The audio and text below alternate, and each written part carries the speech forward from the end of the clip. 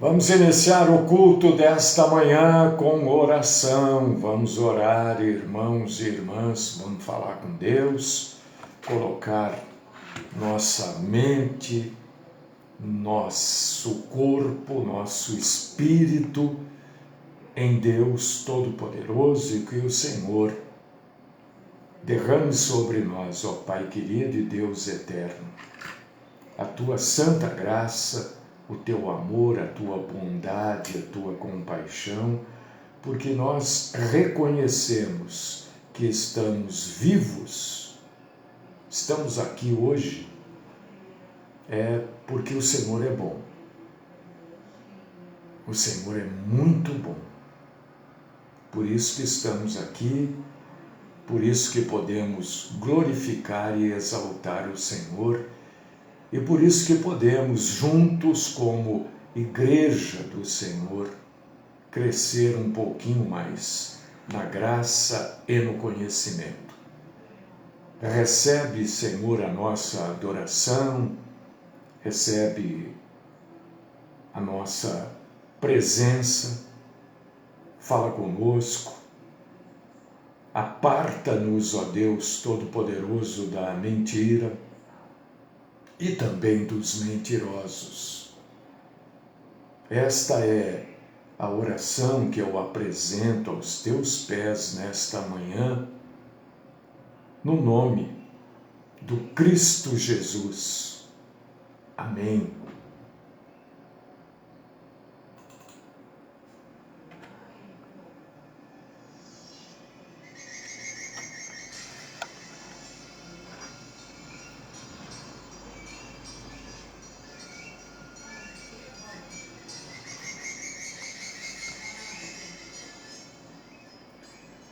Bom, hoje nós vamos falar, e como é o objetivo da nossa programação sempre, a gente vai esclarecer algumas coisas aqui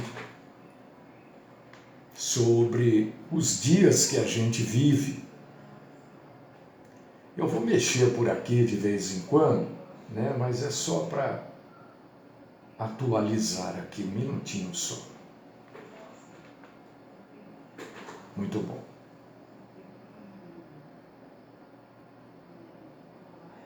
Ok. Então, nós vamos falar o que a gente precisa saber e fazer nesse final dos tempos que nós estamos vivendo. Isso é sempre sobre a ótica bíblica, tá? Não é opinião pessoal, nada disso. Biblicamente, né? São tempos, né, que nós vivemos de muita ansiedade. Quando a gente pensa sobre o futuro, sobre o dia de amanhã, sobre as dificuldades que a gente tem. E o pensamento sobre o futuro deve estar sempre alicerçado, né? Que Deus tem o controle de absolutamente tudo. Então, quando a gente vai pensar no o que vai acontecer, o que pode acontecer, a Bíblia nos orienta a, antes de tudo, pensarmos que Deus tem o controle de absolutamente tudo. Isso vai trazer para a gente conforto quando a gente pensa no dia de amanhã. E se eu não vou ler a não ser esta passagem, tá? As outras passagens eu vou só indicar para a gente ganhar tempo aqui, tá? Se você abrir a sua Bíblia no livro dos Provérbios, Provérbio 31, no verso 25, livro dos Provérbios, Provérbio 31, verso 25, você vai ler ali sobre uma mulher que conhece e confia em Deus. E esse provérbio 31, verso 25, diz assim: ri-se do tempo vindouro. Que a gente deve, na verdade, rir do tempo que está por vir.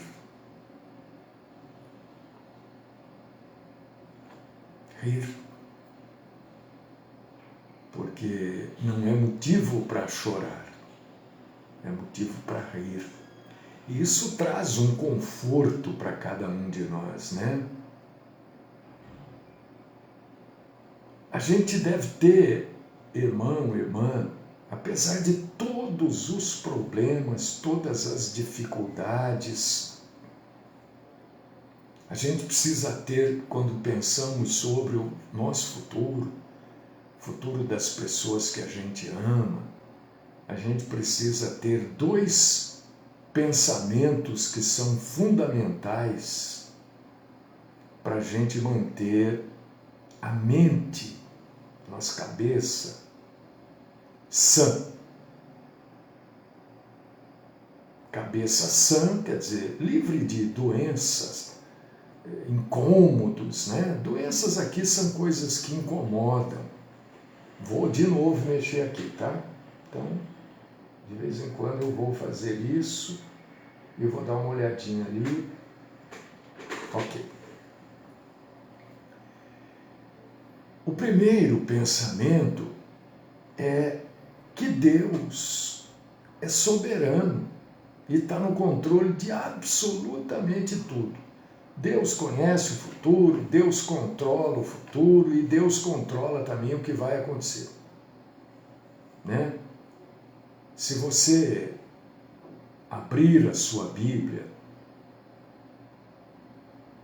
em Isaías, capítulo 46, versículos do 9 ao 11, você vai ler isso que eu acabei de falar.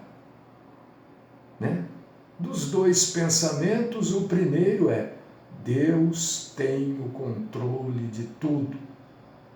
Nada vai acontecer sem que Deus o permita. É isso que está lá escrito em Isaías 46, versos do 9 ao 11. Vai falar sobre o controle de Deus. A segunda coisa que a gente precisa ter em mente é que a Bíblia Sagrada, ela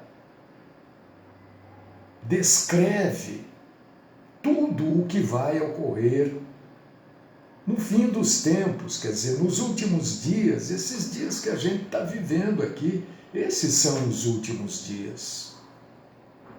Por que está tudo na Bíblia? Simplesmente porque a Bíblia é a revelação de Deus para a humanidade. E porque Deus controla tudo e Deus controla o futuro.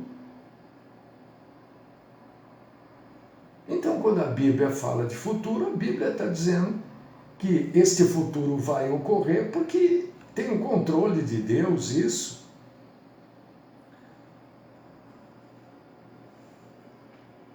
E você pode ler sobre isso, que eu acabei de falar, em 2 Pedro, capítulo 1, versículo 21. É bom você sempre estar lendo estas passagens que eu vou indicando para você se firmar naquilo que a Bíblia está dizendo, não naquilo que eu falo. 2 Pedro 1, 21. É claro que existe gente falando uma porção de coisa por aí, e as previsões, irmãos e irmãs, não são boas mesmo, não, viu? Não pense você que as previsões são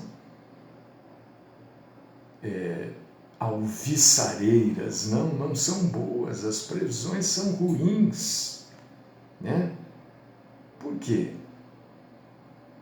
Porque nos últimos dias as coisas irão de mal a pior. O mundo vai caminhar exatamente para aquilo que a Bíblia descreve como serão os últimos dias.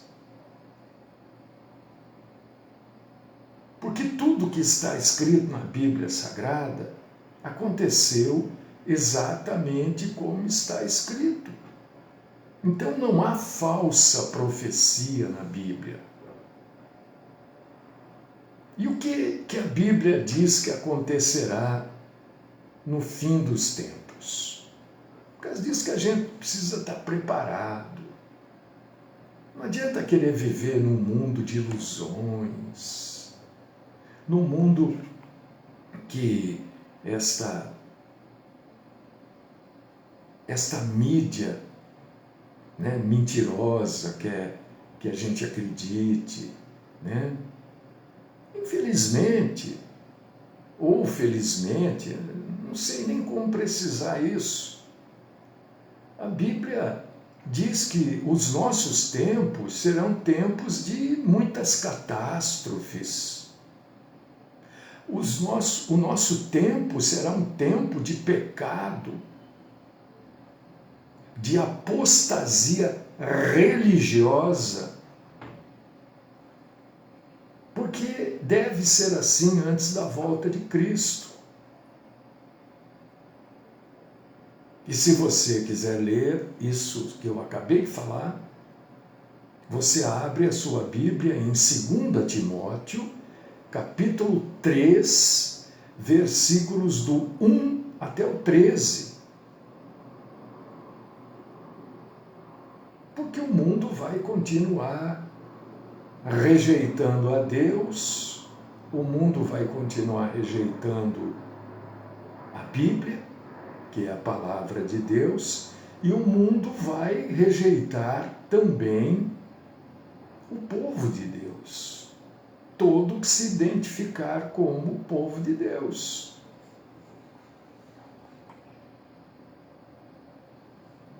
Não vai ser diferente. As coisas não vão ficar tudo bem.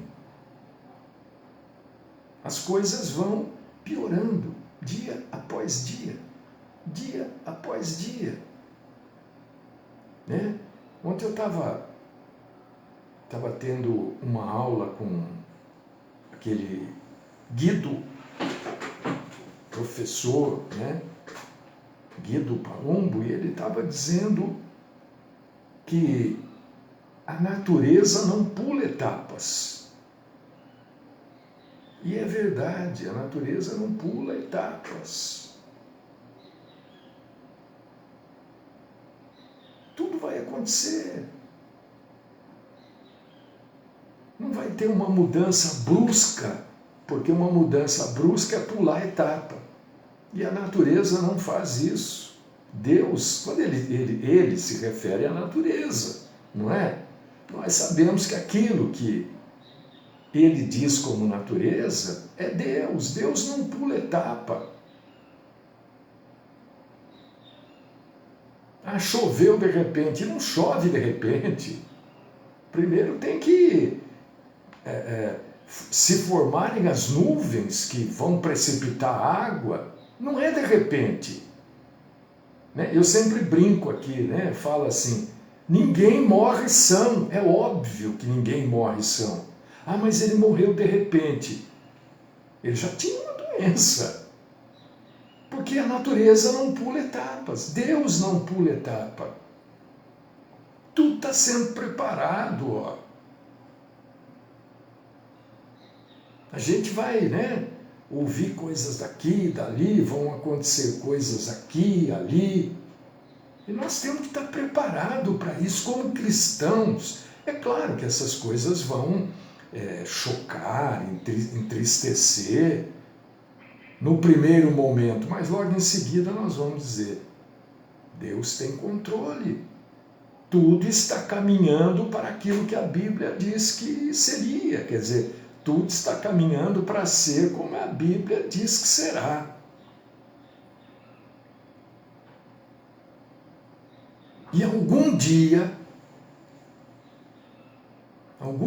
no futuro, por que a gente diz no futuro? Porque não será ontem. E pode ser hoje, mas não é agora, ó. Agora não é, porque o primeiro agora que eu falei já passou. Então a gente sempre usa como futuro.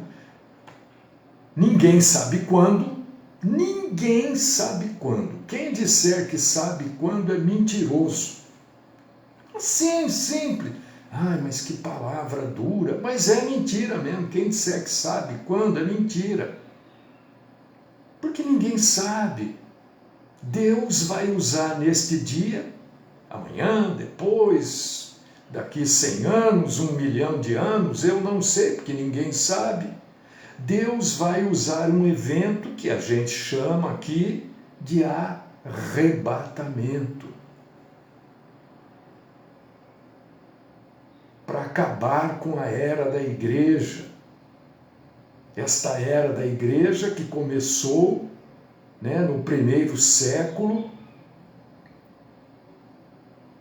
destes últimos tempos que nós vivemos, num dia de uma festa do judaísmo, que é a festa de Pentecostes. É só você ler lá em Atos 2, ali iniciou-se a era da igreja.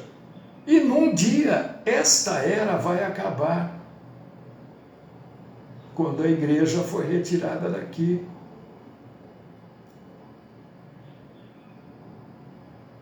A igreja vai ser retirada e a retirada da igreja, na verdade, é a remoção de todos os crentes em Cristo da terra. Todos os crentes serão removidos da terra.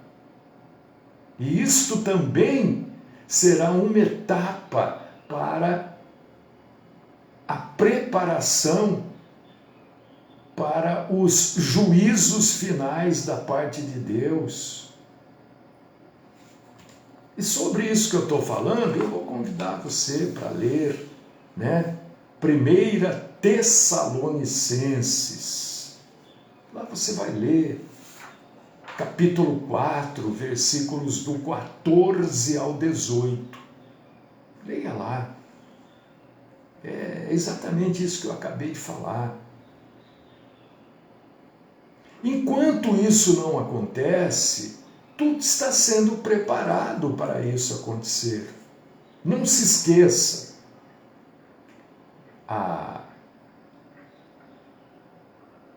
Deus não pula etapas. Tá? Então tudo está sendo preparado. A erosão da paz, o aumento dos tumultos que antecedem o arrebatamento. O que será o arrebatamento? O arrebatamento vai ser um número que a gente hoje não consegue contar, de pessoas que vão desaparecer da face da terra. E quando este evento ocorrer, isso vai causar pânico, vai causar desastres terríveis, a terra será mudada. E isto vai exigir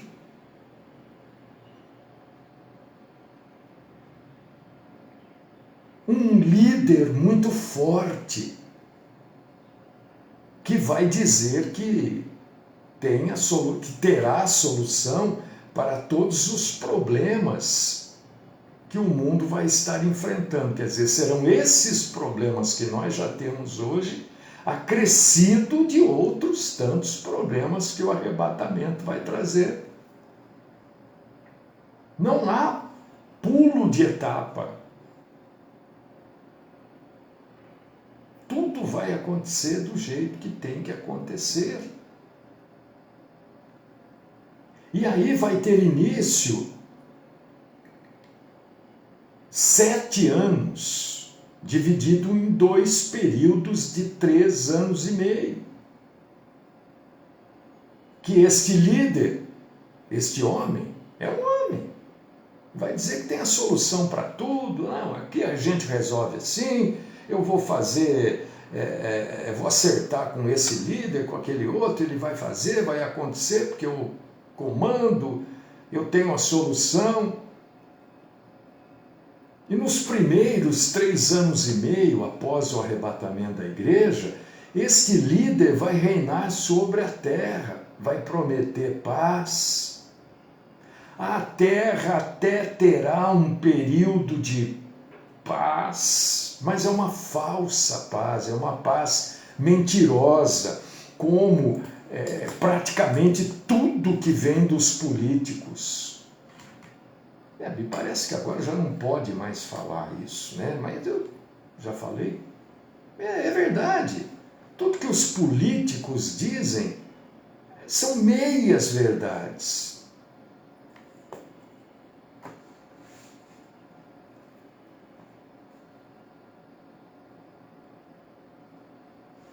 Porque esta paz, como as meias verdades dos políticos, na verdade será uma armadilha para aqueles que estiverem vivendo na terra.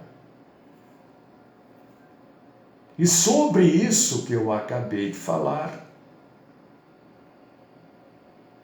você lê em 1 Tessalonicenses, capítulo 5, versículo 3. Leia. Enquanto eu estou falando aqui, né, você já ouviu o que eu falei, vai lá e lê. É uma paz falsa, mentirosa, porque as guerras vão existir em grande escala, terremotos, que hoje já acontecem, né, vão acontecer numa escalada completamente absurda. Fome, muita fome. Porque hoje já tem gente passando fome. É que nós fingimos que não estamos vendo. E quem vê também, eu estou comendo, tudo bem. Vou dar lá uma cesta básica, vou comprar um marmitex, vai resolver o problema, né? Você pode ler sobre isso que eu acabei de falar, numa passagem que Mateus escreveu para o seu povo,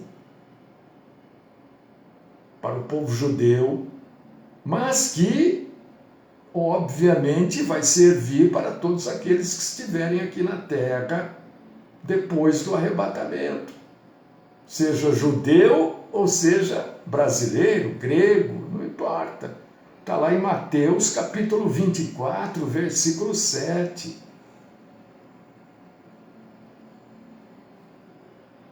No final desses 3 anos e meio primeiros, o anticristo, que nada mais será do que um líder mundial, que diz que vai resolver tudo, bem político mesmo, bem político brasileiro mesmo, né? O templo será reconstruído em Jerusalém. Nós não sabemos se neste período, antes, mas no final dos 3,5 primeiros anos, o templo estará pronto.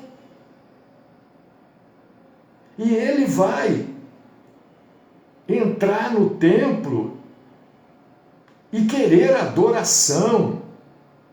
Ele vai se autoproclamar Deus. e vai exigir que as pessoas o adorem como Deus. Isso também está na Bíblia. Você vai ler em 2 Tessalonicenses, capítulo 2, versículo 4, Mateus, capítulo 24, versículo 15.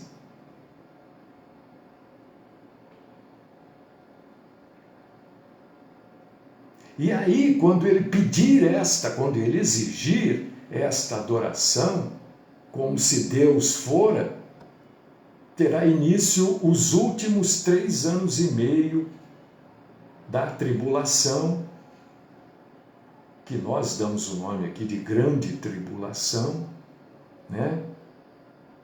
Porque ela será muito maior do que foi os primeiros 3 anos e meio.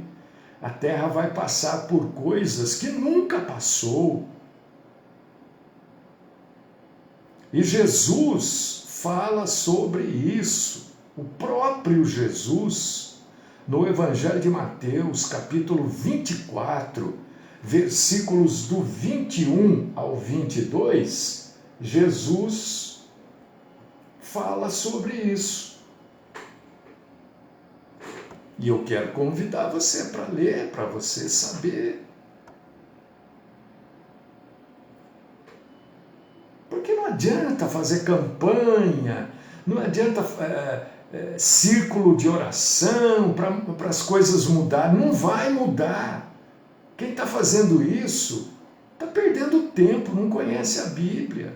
Ai, nós vamos orar para Deus ter... Não, a misericórdia de Deus, ela é apresentada ao povo toda manhã.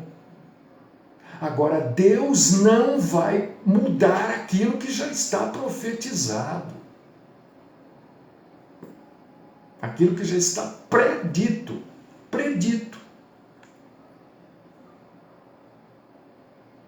E muita gente vai morrer na terra. Muita gente vai morrer, né? Não dá para calcular quantas vidas vão ser destruídas durante a grande tribulação. Mas também muita gente vai se converter, quer dizer, vai colocar a fé em Cristo durante este período. E muitos se converterão, colocarão a sua fé em Cristo neste período, ao custo das suas próprias vidas. Muitos se convertendo morrerão. E neste ponto em que muitos convertidos vão morrer, muitas pessoas vão se converter, é aí que aquela profecia vai se concretizar. Toda língua confessará, todo joelho se dobrará e dirá que Jesus Cristo é o Senhor. O Messias vai voltar, vai destruir os seus inimigos, reivindicar o mundo que é seu por direito. Você vai ler sobre isso, meu irmão, minha irmã. Deixa eu ver aqui a passagem. Está falando do assunto que é Apocalipse, capítulo 19, versículos do 11 ao 21. Apocalipse 19, versículos do 11 ao 21. Isso vai acontecer. Você acredite, você concorde ou não, isso vai acontecer. Aí surgem aqueles grupos de pessoas que dizem assim: como que um Deus tão bom vai permitir tudo isso? Olha, mas isso está profetizado, isto está predito, né? Há mais de 3.500 anos. Isso está predito no Velho Testamento. As pessoas não tomaram uma atitude com as suas próprias vidas porque não quiseram. Não é Deus que está permitindo isso. São as pessoas que estão optando por isso. Por que eu estou aqui pregando sobre isso? Para que alguém ouça e mude o rumo da sua vida. Não queira passar pelo arrebatamento, ou melhor, não queira passar pela tribulação e passe pelo arrebatamento, seja arrebatado. Estou pregando aqui por quê? Não é para pedir o seu dízimo que eu estou pregando aqui.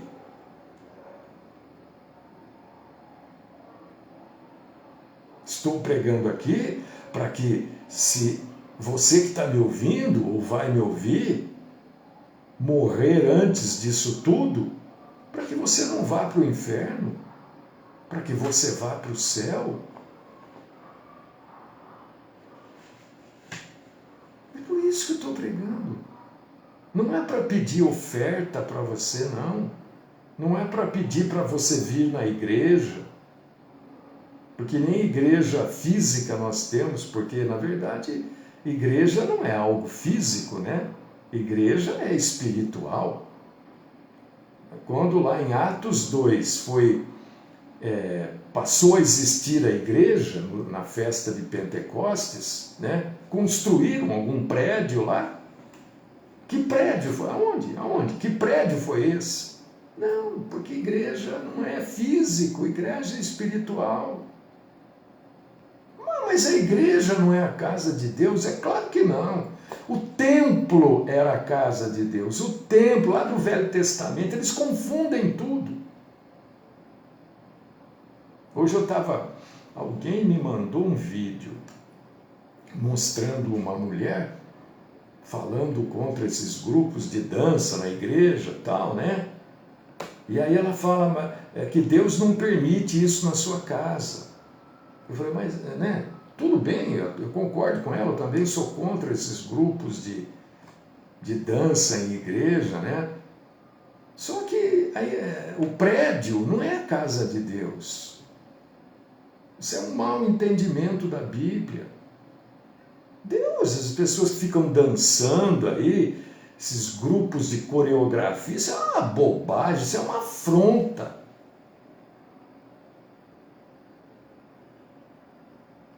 Tem na Bíblia isso? Deus pediu para fazer? Não. Alguém fez. Quem foi que dançou no templo? Por favor, me diga. Quem dançou no templo?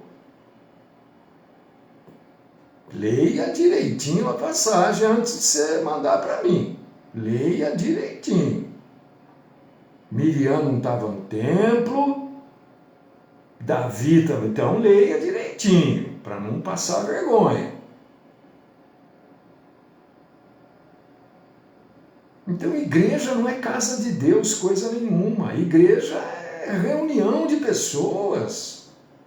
E eu estou pregando aqui, estou trazendo aqui hoje sobre tempos difíceis, últimos dias, o que eu preciso saber e o que eu devo fazer.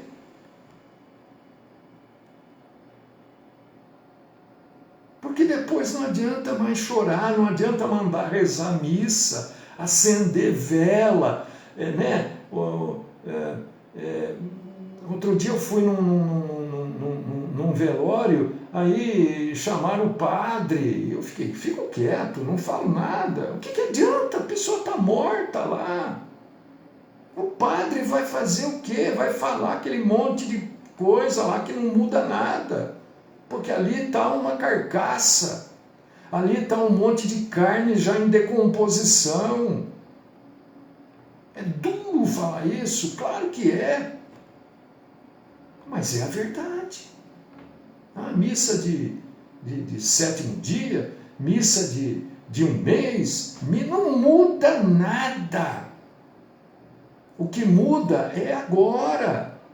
Por causa disso que pessoas ficam, mas que Deus é esse que manda as pessoas para o inferno? Deus nunca mandou ninguém para o inferno, é a pessoa que opta.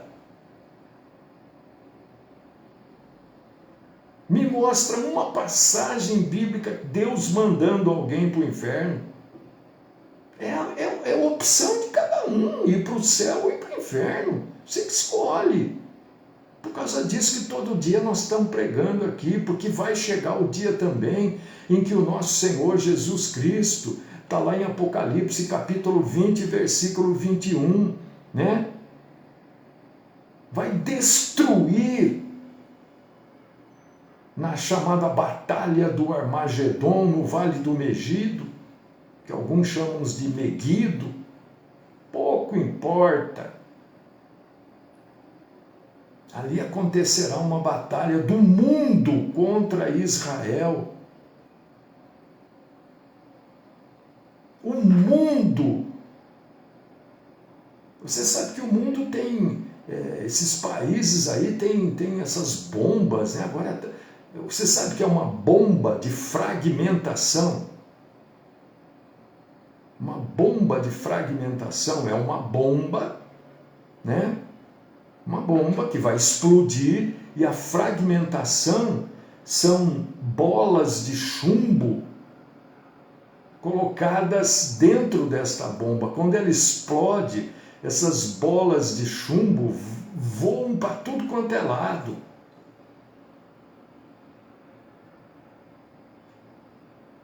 Isso é a tal da fragmentação. Quer dizer, acerta onde acertar.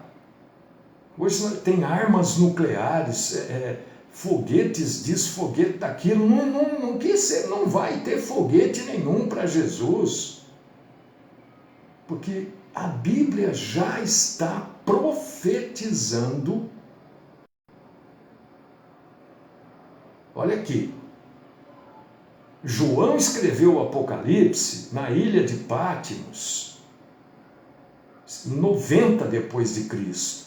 Mas o Apocalipse está profetizado em Isaías, está profetizado em Daniel, quer dizer, faz mais de 3.000 e quase 4.000, em alguns casos, 4.000 anos que isso está escrito. O Apocalipse é o detalhamento daquilo que já está escrito. As pessoas não seguem, não acreditam porque não querem, porque gostam de ir para as igrejas denominacionais que falam que vai saldar dívida, que Deus vai trazer o marido de volta, que eles gostam disso. Agora, os eventos que não são especulações ou possibilidades, na verdade isso aqui são coisas que vão realmente acontecer.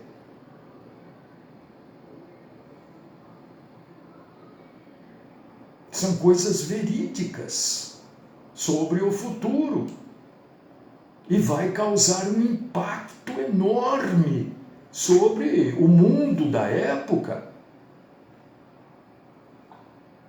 E eu gostaria de, para fechar, ler uma passagem bíblica, junto com você, se possível for, 2 Pedro, capítulo 3, versículos 11 e 12.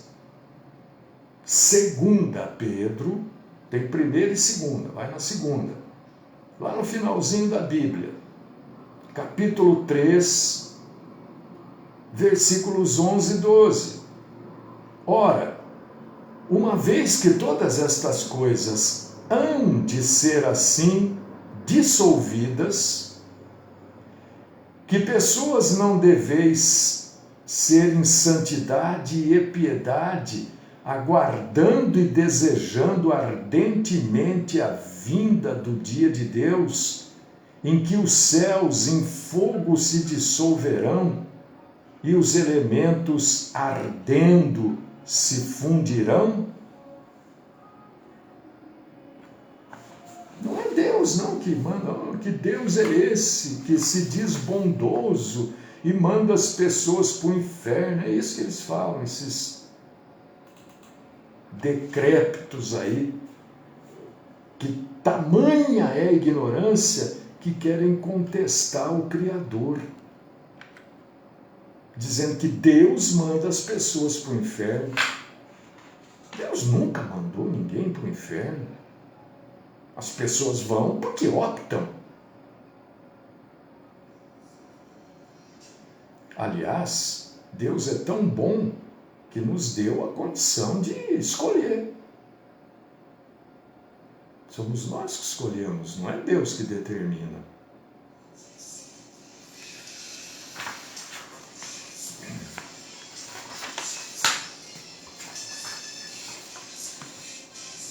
Deus querido, Pai Todo-Poderoso, glórias ao Senhor, que nos alerta e nos ajuda todos os dias a proclamar, anunciar e avisar sobre tudo isso. Continua, Senhor, falando conosco. Continua, Senhor, nos dando o mínimo do mínimo de sabedoria para escolhermos o céu. Esta é minha oração, por mim, por todos, no nome do Cristo Jesus, o nosso Salvador e Senhor. Amém.